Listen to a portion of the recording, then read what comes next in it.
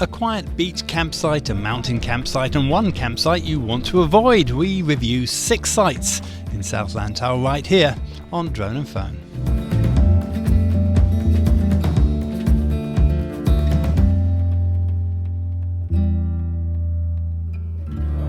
Well, it's another episode of our camping adventures. We're in Lantau. What are we going to do today, Jack? Today we start from Ngong Ping. We're going to visit 6 camping sites. We have already done 6 on Lantau. There are total 12 of them. Okay, let's get going.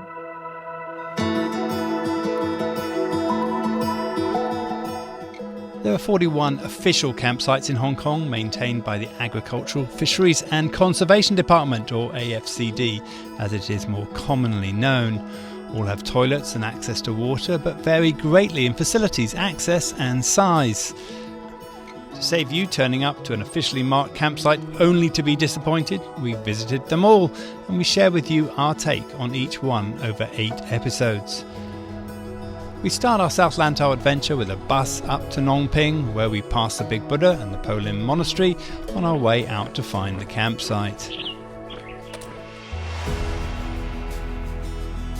Okay, lovely little spot here. We're right below Lantau Peak. Fantastic setting. We've got 6 different pitches here. We've got table, barbecue, nice little spot here. You can see we're going up in a terrace of 4 on this side and 2 on the other side. And the 2 on the other side have got wooden decking. So very nice. Now water is about 100 meters away. There's a toilet. You can get everything you need. This is very unique in the fact you're 1 kilometer from Ngong Ping, where you can get the full range of food and coffee and everything that you want, but you still feel quite isolated. So you can get a nice meal, walk back here. You don't really need to cook, but you can if you want to. From Ngong Ping, we go back through the village to the bus terminal and get a bus down to the Shek Pik Reservoir, where we join the Lantau Trail for the next 2 campsites. The first campsite is a short detour off the main trail, following the signs to the Shek Lam Chau campsite. Okay, so we're back out in the wild. We have clothes racking here. We've counted 9 pitches. There may be more because this one is really spread out. We've got the sea just over there, but you can't get down to it. It's just a view over the sea. And we're back to the little stools and the barbecue pits rather than the benches. So nice and simple. There's a dry toilet. There is a stream, just a few meters down there, so there is water available. And if you want to walk from the road, it's going to be about 2 kilometers, just under 2 kilometers to get here with your stuff. So yeah, a nice rural outback camping spot. From here, we get back on the Lantau Trail and follow it to Lo K1.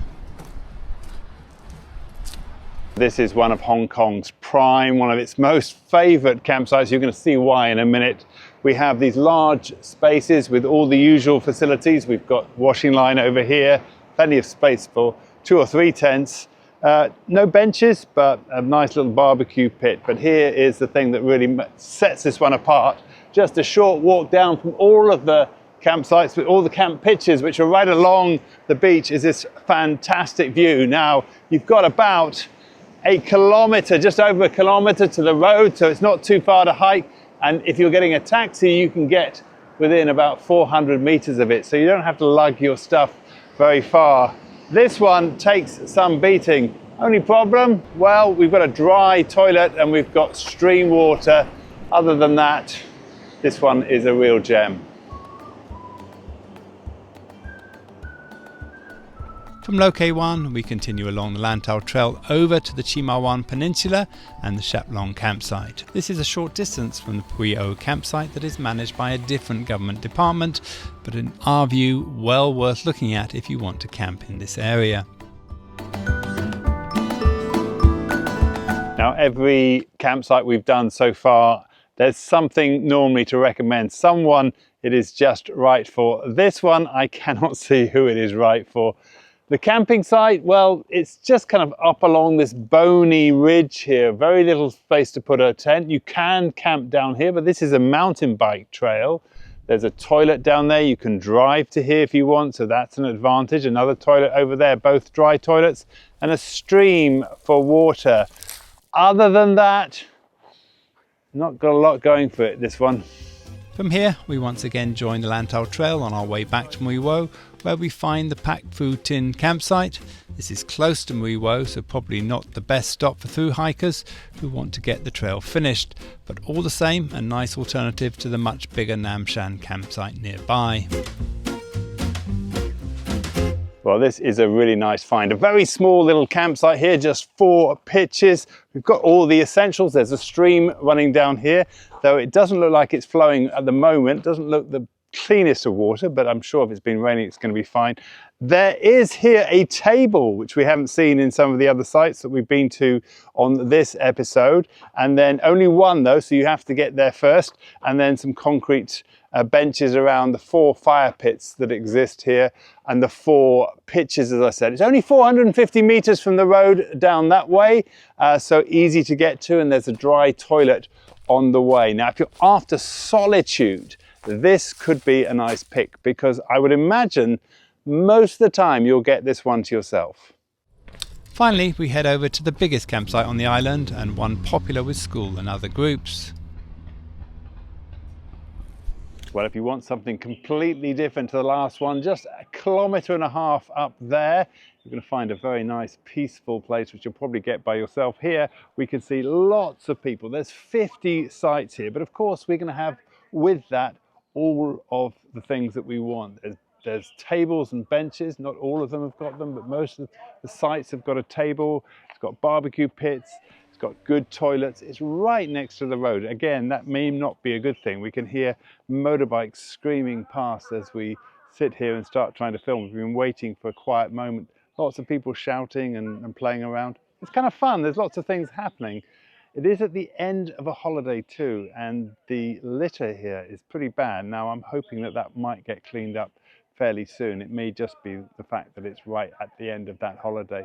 But yeah, if you want something very different, very easy to get to, come here with lots of there you go. That's exactly what I'm talking about. If you want a bit of noise, this is the place to come. From Nam Shan, it is an easy walk or bus ride back down to Mui Wo, where you can get a ferry back to Central. Well, that's it for this episode. 6 very different campsites. Probably something for everyone there, right, Jack? Except that one you didn't like, but I think the seaside ones are really, really nice. Yeah, seaside one's nice. I like the one that was quite exclusive. Maybe you're going to get it all by yourself. Now, if you're finding this for the first time, you're going to find all of our previous episodes nicely catalogued on droneandphone.com and also on our YouTube channel. For now, my name's DJ. I'm Jack. And this is Drone and Phone.